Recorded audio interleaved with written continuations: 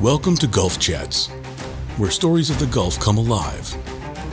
From daring voyages to the dynamic history that shaped our coastal world, we bring you first-hand accounts, expert insights, and the timeless tales of sailors, explorers, and maritime pioneers. Welcome aboard. Thank you, everybody. Appreciate you coming out on a beautiful day to enjoy our AC. If you hadn't tried the cafe, do it on the way out. Really good stuff. So I'm John Sledge. I'm the Maritime Historian in Residence here at the National Maritime Museum of the Gulf. And as some of you know, we do these third Thursday of the month Gulf Chats each month during the year. It's our tremendous pleasure this month to have Tom McGehee, who's going to speak about German U-boats in the Gulf, which is always a fascinating topic. And maybe he can settle for us the rumor of whether or not they ever got into Mobile Bay. I've known Tom for over 30 years. When I first met him, he was in banking, but he has the soul of a preservationist, soul of a historian, and he's currently the museum director for Bellingrath Gardens and Home. So I encourage you, if you go out there, to take a special effort to go into the home and look at some of what they have there. And of course, many of you will know his work through Mobile Bay Magazine, like Ask McGehee. He wrote a column for the Harbinger for years, the little alternative newspaper at South Alabama called Mobile Then and Now. He's done lectures on topics like Faces Behind the Mansions, getting at some of the human stories behind these lovely landmarks. I think you were part of that too. I was part of that. I'm part of that. Wonderful architectural heritage that we have here. He's a very proud Rotarian, and I think it's extraordinarily significant that we got him here on a Rotary Day, and Douglas Gurley as well. We're extraordinarily grateful for that. He's past president of the Rotarians and the author of A Century of Service Above Self, the Rotary Club of Mobile, 1914 to 2014. So they're on Century 2, and he's on the board of the Rotary Children's Foundation, so very community-spirited. He's also on the board, and he and I have worked together with Friends of Magnolia Cemetery over the years, and he writes a quarterly column for that newsletter, I guess in his spare time, about some of the different families that are buried in Magnolia. He's married to Seal Smith of Monroeville, has a daughter Megan, who resides in Athens, Greece, who's a delightful young woman. And thank you, Tommy, for coming out. You have the floor. Thank you, John. And John, since I've been at Bellingrath 31 years, I've known you closer to 40 years. And our grandfathers were doctors here in Mobile together, but my grandfather had the luck of having Walter Bellingrath as his patient. Well, my program today is about German submarines in the Gulf, or closer than we imagined. On December 7th, 1941, the Japanese bombed Pearl Harbor, and war started with the United States in the Pacific. 4 days later, Nazi Germany declared war on us, and the Second World War had fully erupted. As 1942 opened, front pages across the U.S. were filled daily with events transpiring in the Pacific and all across Europe. What was kept off those pages for security reasons was the number of U.S. merchant ships rapidly disappearing along our coasts. 6 days after Pearl Harbor, Hitler dispatched 6 long-range U-boats to our eastern seaboard. And what they observed was a nation totally ill-prepared for war. Merchant ships were operating just as they had before the war. They were not armed, they had no escorts, and did not even attempt to organize convoys as they had back in World War I. And they also were shocked to see coastal cities not observing blackouts, which meant that even when a merchant ship blacked their lights on the ship, they could easily be seen if the submarine was further out and there was a shadow going across all that lighting behind them. And without radar, airplane patrols were useless after dark, meaning the U-boats owned the nights. Now, logs from those U-boats contain the remarks from captains astonished to see the coastal lighthouses burning as in peacetime. One commented, quote, "None of us ever imagined it could be so easy." Now, this was a period the Germans would term the happy times. The busy shipping lanes leading from Galveston, New Orleans, Mobile, and Tampa were particularly popular. In less than 1 month, 34 merchant ships were sunk in the Atlantic. Not a single U-boat was harmed. By April 1st of 1942, the German U-boats had racked up 173 merchant vessels. By June of that year, the Germans had destroyed more vessels in the Gulf of Mexico than had been sunk in all the other theaters of war combined.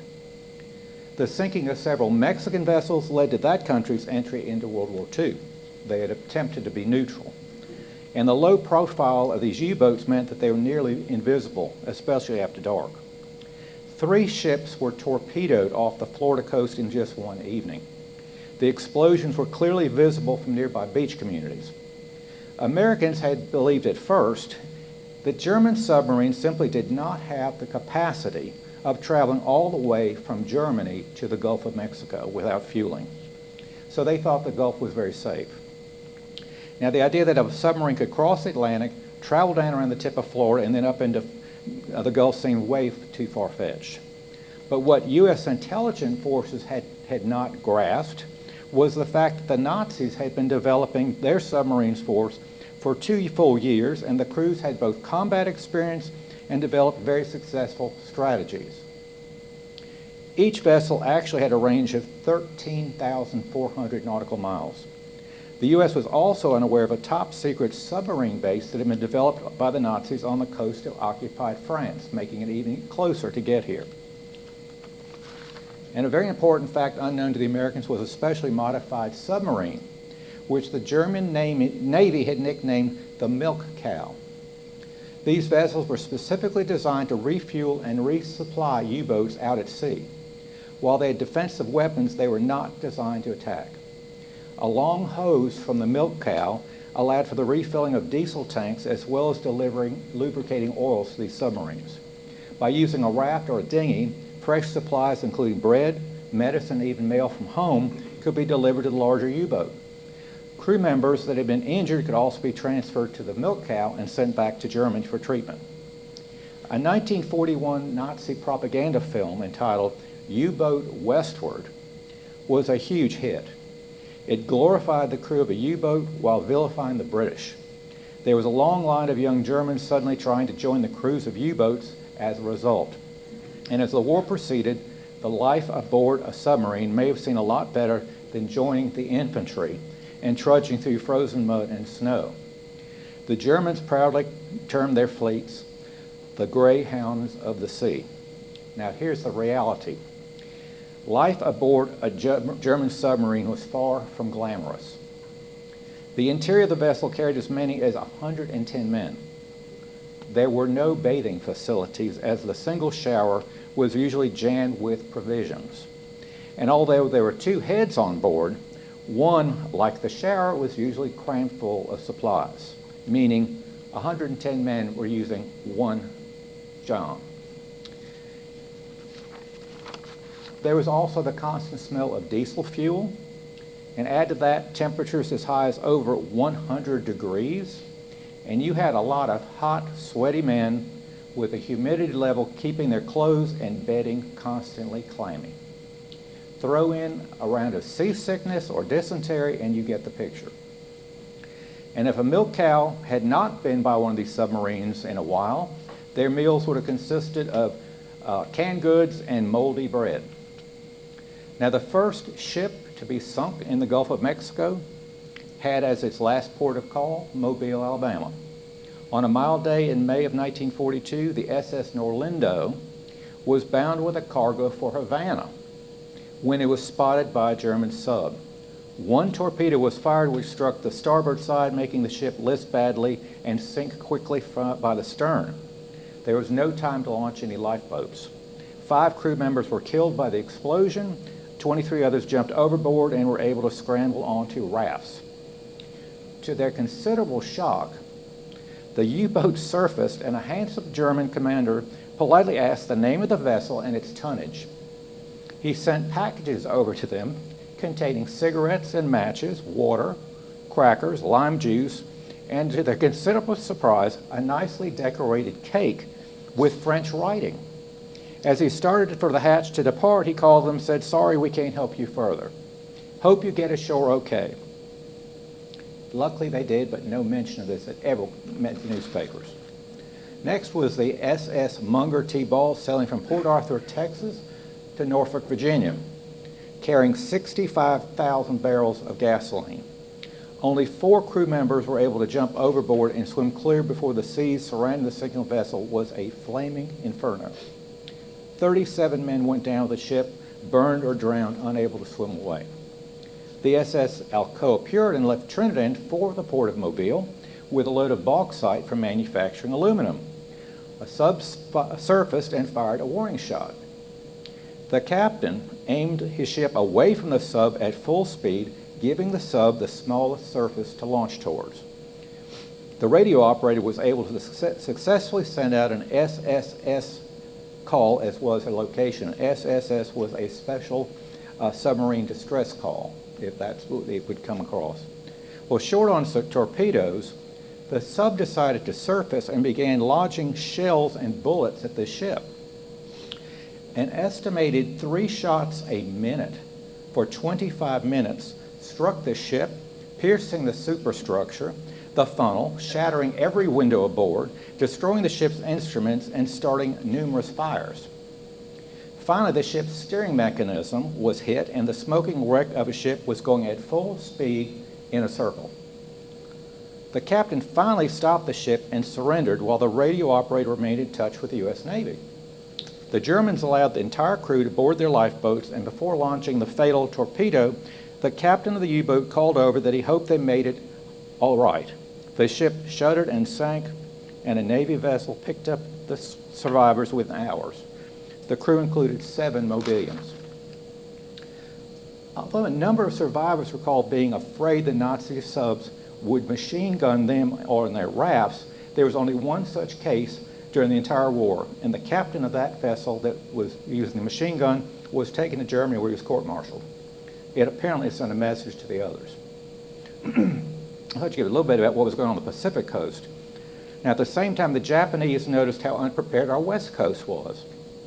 On the 23rd of February 1942, a Japanese sub attempted to shell an oil field near Santa Barbara, but the shells landed in an open field and did no damage.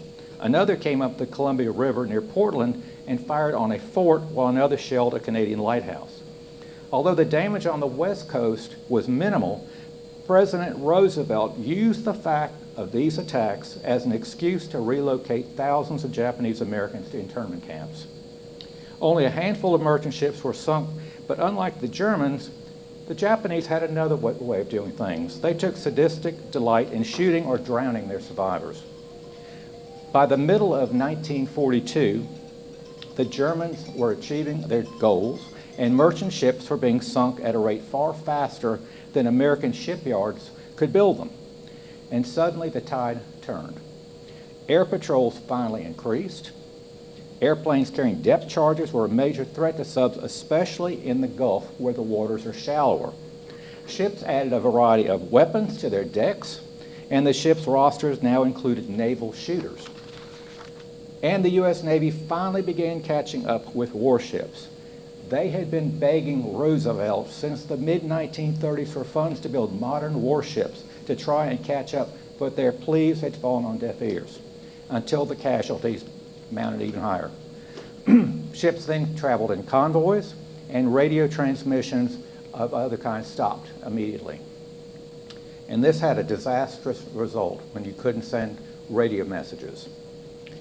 Imagine having a major hurricane hit your community with the residents having no advance warning.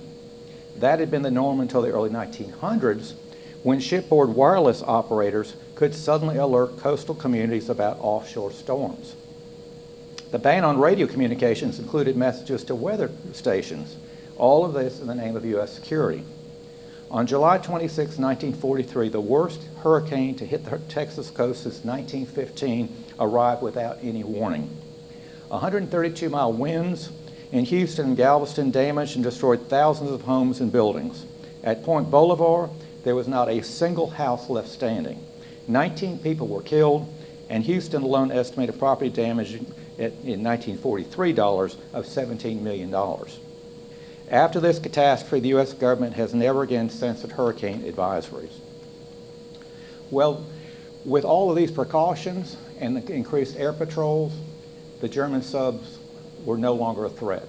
With the shallower waters, they were using depth charges, and the German Navy that had been trying to get Hitler to increase the number of submarines found that Hitler and his generals wanted to go to feet on the ground. And the general in charge of the submarines said that this was a mistake, that they could do a lot more damage with submarines than trying to get soldiers on the ground. And we know what happened. Russia and so forth. The war came to an end in 1945. Now, there have been many rumors about these submarines getting the bay, but I have been able to find no proof that they were ever in Mobile Bay. They were definitely in the Gulf, people along Gulf shores, and that area, and of course, was very sparsely populated back then. But there are wonderful stories about individuals finding German cans and things with German writing on them floating up onto shore, as well as oil where some of them had been destroyed. So that is, in a nutshell, what went on back in World War II, not too far from where we're sitting. And it was a great shock that we did not know any of this happened until well after the war had ended, when it was suddenly allowed, that information was allowed to get out into the papers. And there have been several books written about this. One, and I wish I could remember the name of it, came up, it was talking though about a submarine, a U-boat that had been found off the coast of New England. And this man did all of this research for years because nobody in the German side or the American side could figure out why that U-boat was there or what had happened to it. And he and divers went down. It was very deep. It was a dangerous place to go. And they finally surmised something I'd never thought about. These torpedoes that were being sent off sometimes had a little problem. And they had listening devices, and they were looking for the engines of a ship. But sometimes they would do a U-turn and come back and hearing the engine on the submarine, and they think that's what happened to this one. The way it exploded and all, they think the submarine, they were aiming for a ship out there off in New England, and it came back and got them. But he was able to track down one of the members of the German crew that was still alive. He had had the flu and could not get on that ship. And so he knew all the names of the people that were on it. It was an interesting book talking about all the dives and what he did through the German and American records to find out about it. Do you all have any questions? How about I can answer them? Yes, sir. Were any of these submarines supplied by traders on U.S. soil? I haven't found any of that. They well could have been. Years ago, I heard that a German submarine, they had found newspapers of the United States and fresh baked goods, but I don't know if that was true. Well, there were also stories about over in Baldwin County that these well-dressed men would come in to go buy supplies, and they'd overhear German accent. So they could have very easily brought a dinghy into the shore and then hitchhiked or whatever, or had a trader get them up to further into the county where they could buy groceries and take them back with them. Yes, ma'am. My ex-husband told me he used to fly helicopters in the oil company out of like Parish. And he said that the stories were down there that some of the older families that had a lot of money, a lot of it was because they supplied U-boats that came up into the Mississippi. Wow. And by the way, the reason the Germans were focused on all these ships coming from Texas was they were trying to stop the supply of fuel to the British. And that was the big argument that this German admiral had, was if we can cut their supplies off of gasoline, they won't be able to fly a plane, run a tank, they'll give up. And probably if they'd gone that route and been successful, England would have capitulated. So we're glad that they switched and looked towards Russia. Yes, sir.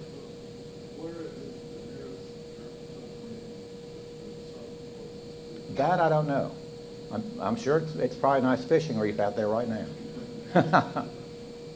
Tell me that, to answer that, where's the nearest submarine that's been sunk? Only one German submarine was sunk in the Gulf. It's off the Louisiana coast, off the shipping lanes. And there was a big debate, scholarly debate, was destroyed by a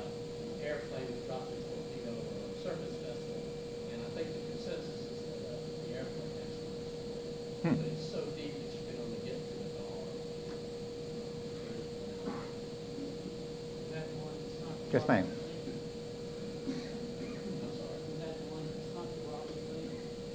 Yes. Yes, ma'am.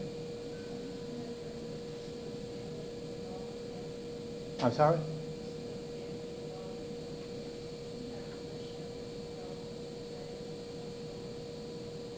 I couldn't hear you from up here. Henry Snook. Oh, the Snooks, yes. I'm familiar with the name. From Gulf Shores. Yes, ma'am. There's a German U-boat you can tour at Museum of In Chicago? Science and Industry in Mhm. Chicago. But there were rumors that there were collaborators in Alberta. There were a lot of German families there that assisted in supplying the submarines. They would come in on rafts to the beach. Mm-hmm. Is there any? That was always the rumor, that Alberta, with its big German population. But it's interesting, Roosevelt didn't make them be interred. Tommy, would you mind repeating this question? Oh, I'm sorry, his question was were there collaborators ever caught from Alberta, Alabama, which has a big German population, that the U-boats could have been getting their supplies from Alberta, from people that were collaborating with the Nazis. But I have not seen any proof of that. But I said it was interesting that if you had these German communities, Roosevelt ignored them and yet interred all these Japanese because of two incidents on the West Coast that really didn't amount to anything. The only documented instance that I'm aware of German U-boats getting on U.S. soil was up in New Jersey. Mm-hmm. They landed a rubber raft with 25 guys. The FBI quickly caught them because they went to a diner. The waitress asked them what kind of toast they wanted. They were totally flummoxed by that. They didn't know how to answer what toast. That's the only documented case of Germans getting on the land.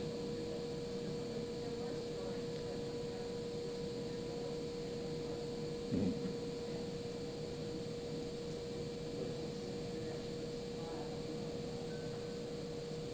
Rumors of Sanger tickets and pockets of dead Germans. Hope they enjoyed the feature. None of that. Did you get a question? A friend who was a child during World War II said she remembered going with her father to patrol the shore. And you didn't mention anything about Shore patrols? You know, during World War II, after we got involved, later on, they did have shore patrols. Yes, sir. Can you compare, do you know, the German submarines? Were they a lot alike like the USS Drum over in Battleship Park? Now that I don't know. I don't know about the engineering differences between them.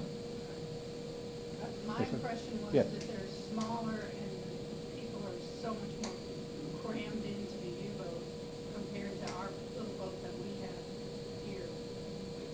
Well, I don't remember right off the top of my head how many men would have been on the drum. Got a question? 70. 70? Okay. He asked, would you repeat the question?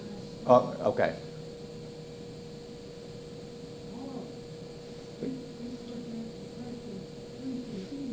Okay, yes, sir. How is information able to contain news leaking out and avoiding widespread panic? I mean, obviously, as ships go down, there are crews that go down, and families, members die, but yet who's checking the file? I think in the interest of security, when a ship went down, the newspapers were not allowed to cover it. I think there was a lot more control back then. He was asking why none of this got into the newspapers. But they had better control, I guess, at that time. And of course, we didn't have social media, all that we've got now. And basically, they were looking at radio and newspaper coverage. And I think they had that covered. Yes, sir. I remember going to Gulf Shores as a kid and seeing oil on the beach, and we knew it was from ships that got sunk. Mm-hmm. Yeah, he was saying that he would see oil on the beach at Gulf Shores, and they knew it had come from a ship being sunk. Yes, in the back. Yeah, my father was stationed in Pensacola during World War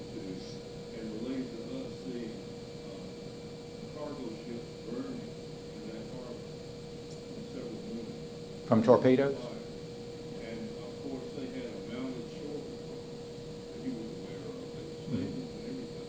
It was patrol B. And also the dirigibles. We don't have them anymore. But people told me that the purpose of those was to spot submarines. And that was out of Pensacola, they had dirigibles? Pardon me? And that was out of Pensacola? Right.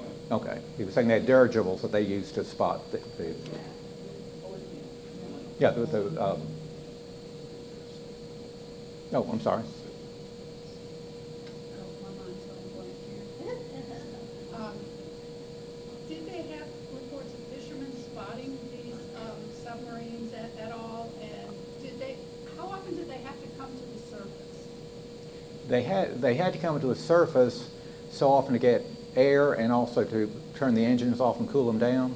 And that's a good question. And one of the stories was that one of these U-boats got spotted by a destroyer or something, and they saw it and they jumped. They had been sitting out on the deck, and that the captain had been laying out on a mattress and other things out there. They jumped down into the hold so fast on that submarine as this destroyer was coming at them that all that stuff went floating up, and they were throwing depth charges. And the men on the destroyer that were doing the depth charges saw that stuff come up and thought they had certainly destroyed the submarine, but they hadn't. But they did have to come up in for air, and of course, you imagine when you're cramped up down there, 110 men, to have a chance to get up on that deck and have sun and air, it must have been a real treat. Yes, sir.